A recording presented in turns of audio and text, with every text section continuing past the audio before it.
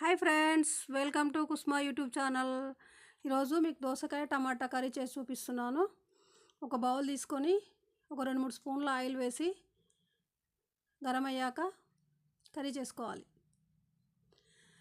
Okay అండి. దోసకాయ ముక్కలు మనం మీద తొక్క తీసి కట్ చేసుకోవాలండి.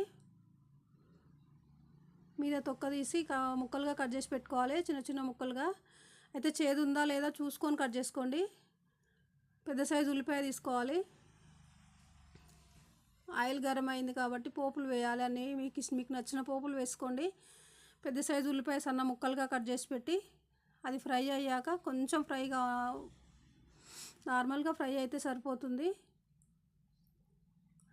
అది మళ్ళీ ఇప్పుడు ఫ్రై అయ్యింది ఉల్లిపాయ, కొంచెం కరివేపాకు వేసి, ఎందుకో అండి నాకు కరివేపాకు పోపులో వేయాలనిపించదు. నేను పప్పులోకి మాత్రమే పోపులో వేస్తాను, ఎక్కువ కర్రీస్కి మాత్రం మధ్యలో వేస్తాను. ఆ టేస్ట్ అనేది, ఆ ఫ్లేవర్ బాగా తెలుస్తుందని అలా వేస్తాను నేను. ఇప్పుడు దోసకాయ ముక్కలు వేయాలి. దోసకాయ ముక్కలు వేసి కలిపి కొంచెం టమాటా వేయాలండి. వేసి సిమ్లో పెట్టాలి. దాన్ని సిమ్లో పెడితే ఉడుకుతుంది. మనం వాటర్ వేయాల్సిన అవసరం లేదు. దోసకాయ ఫ్రెష్గా ఉంది కాబట్టి వాటర్ వస్తుంది. టమాటా దోసకాయ కాబట్టి రెండిట్లో వాటర్ ఉంటుంది కాబట్టి వాటర్ వేయాల్సిన అవసరం ఏం లేదు. అయితే మీరు కారం పొడి వేసుకోవాలి అనుకుంటే రెడ్ చిల్లీ పౌడర్ వేసుకోవాలి అనుకుంటే అల్లం వెల్లిగడ్డ పేస్ట్ వేయాలి, ధనియాల పౌడర్ వేయాలి. ఇందులో నేను పచ్చిమిర్చి పేస్ట్ వేస్తున్నాను. కొబ్బరి ముక్క తీసుకొని ఒక 10 పచ్చిమిర్చి తీసుకున్నానండి. 2 కలిపి పేస్ట్ చేస్తున్నాను. కొబ్బరి పౌడర్ ఉండేటట్టుంటే ఓన్లీ పచ్చిమిర్చి పేస్ట్ వేసుకుంటే సరిపోతుంది. కొబ్బరి పౌడరు పచ్చిమిర్చి అలగలగ వేసుకున్నా సరిపోతుంది. ఇప్పుడు లేదు కాబట్టి 2 కలిపి పేస్ట్ చేస్తున్నాను. పేస్ట్ అయిపోయింది. అయితే ఉడికింది చూడండి. మధ్య మధ్యలో కలుపుతూ ఉండండి కర్రీని. ఒక 2 టైమ్స్ కలిపితే సరిపోతుంది. వాటర్ వచ్చేసింది చూడండి.